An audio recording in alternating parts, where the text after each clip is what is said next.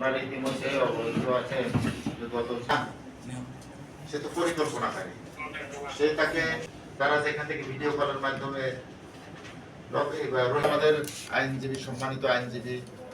6 তারিখে হত্যা হয়েছে, মানুষকে হত্যা করতে হবে, এটাই হলো আমাদের চিন্তার বিষয়। এবং যেখানে যে ব্যাস করি না,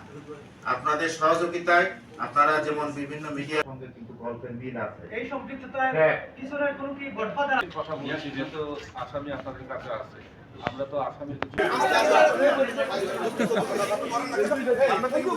ফিজুল ভাইয়ের সামনে থেকে নিয়ে আসলে একটা সিকিউরিটি বাবু